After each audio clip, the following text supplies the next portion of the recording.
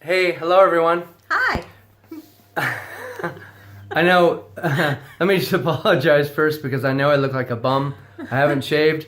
But we're so late in getting this video out that we wanted to do it now. So sorry, this is what you get. It's us.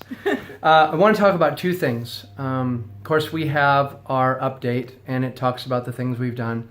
But two things in particular. Number one, first about Criuleni. We always talk about Criuleni. We believe God's called us there.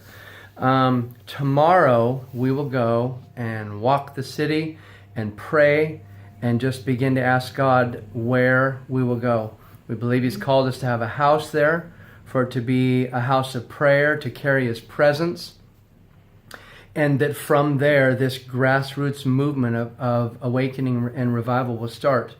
And so we're going to begin to look. We won't actually get the house till we come back. We have to come home this summer for documents. But so if you'll pray with us about that. Yes. And then the second thing is, we talked a little bit about language, but I am now done with my lessons.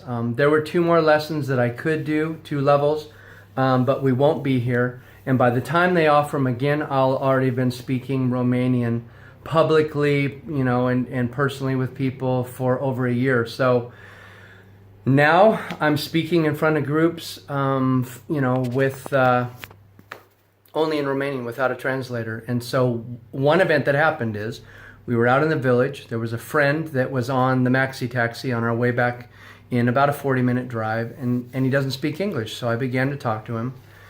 And he asked us, why don't you guys have a car? And I said, well, because we don't have enough money. And he said, how could that be? I said, what do you mean? Because we're Americans? And he said, well, yeah. And I said, all Americans don't have a bunch of money. It's just not in our budget. We don't have one. And he thought it was interesting.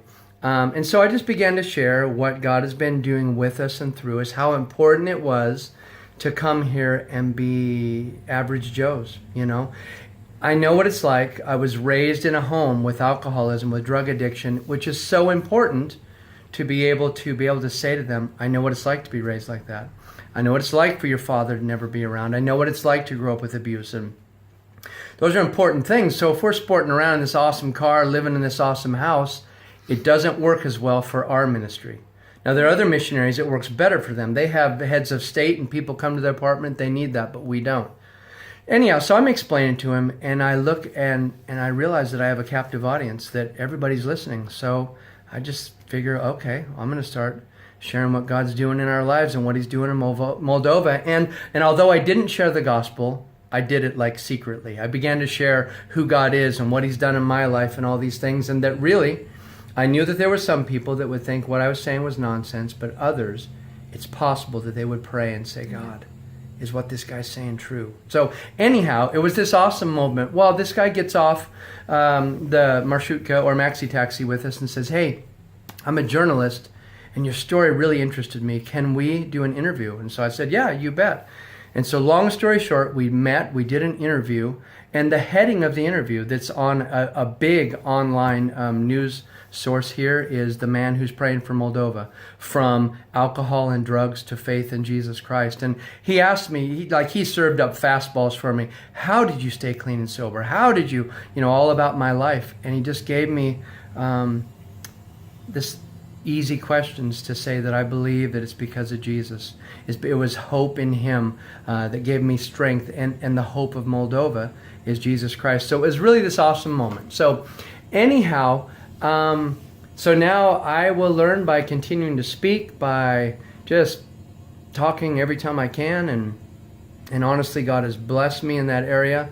It's gone really well. So meanwhile, I am like a 4-year-old, and so it would be great if you would pray for me for my language skills. That would be wonderful. I can communicate and I can point at things, but it's still hard for me. So I'd appreciate your prayers. Yeah. So thank you very much. And then I'm going to post another video. These will now be in our newsletter on Gmail, but they'll also be on our website, thehonorprojectmoldova.org, about a vision that God gave me, specifically in how we're going to move here in Moldova. So we'll also post that and some other videos now we're going to start posting about a pastor friend, about updates on another project we've been involved in a different village, so that you can see some of the videos of these things. So if you want to check that out, you'll be able to go to the website. Don't go right away because we haven't quite done it yet, but we're working on it. All right. Anyhow, we love you guys. Thank you for praying for us, for supporting us, and we will see you soon. Bye-bye. Bye.